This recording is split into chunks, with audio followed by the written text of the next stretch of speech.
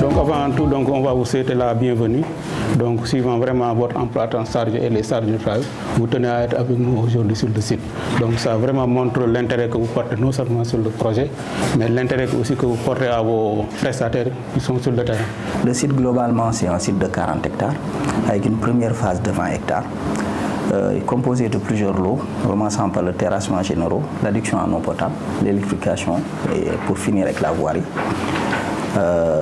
Quand on a eu l'OS au 19 juillet, on a travaillé avec le bureau de contrôle et le bureau d'études et de suivi, les équipes techniques de la SAFRU pour boucler l'étude d'exécution globale par le bureau d'études et de suivi, partielle par nous.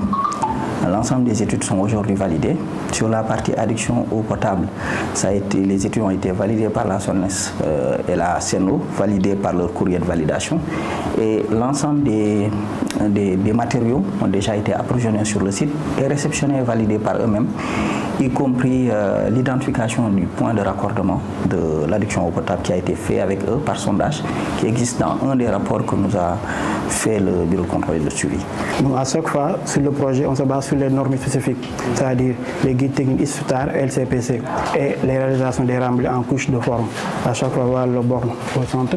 Et aussi, tous les plans qu'on a implantés se conforment par rapport au plan topographique du projet. Après cela, nous avons procédé à un maillage. Puisque les 20 hectares, c'est tellement assez grand, nous avons fait un maillage de 8 zones.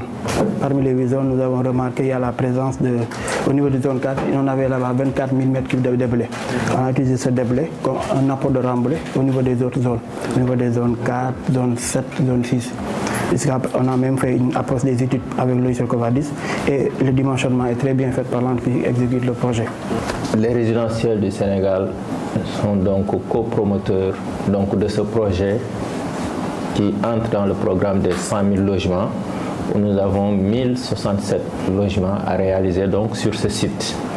Et là nous en sommes donc à la phase de viabilisation où les travaux, nous sommes quand même satisfaits de l'avancement et du déroulement des travaux que CERTEM est en train d'exécuter en compagnie de Top Consul sous la supervision de SAFRU. Il était important pour lui de se déplacer, de constater l'état d'avancement, mais aussi vous écouter. Parce que nous qui sommes l'équipe technique de la SAFRU, nous lui rendons compte régulièrement. Donc pour lui, il était important qu'il vous écoute, comprenne un peu ce que vous allez expliquer dans le cadre du déroulement de ce projet.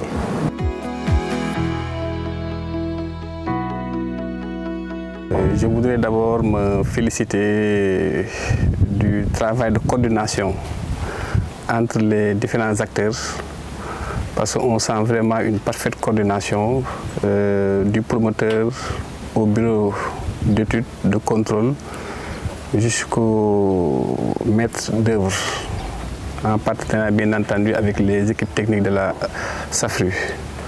On se félicite également de l'état d'avancement du projet parce qu'on est presque à 80% en termes de terrassement. La zone de piquage ainsi que la monnaie des réseaux est identifiée. Les conduites d'AEP également sont réalisées.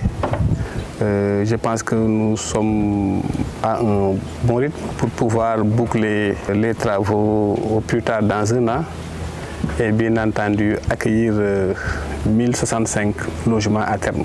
Les équipes sont très bien sensibilisées pour que le rythme soit maintenu et qu'à terme on puisse permettre aux Sénégalais, surtout résidant dans la zone centre qui est Diourbel, de pouvoir bénéficier d'un logement décent, bien aménagé, dans un cadre adéquat, dans le cadre du programme 100 000 logements. Je tenais à féliciter vraiment vivement le groupe CERTEM pour le travail de qualité que j'ai en tout cas constaté de visu.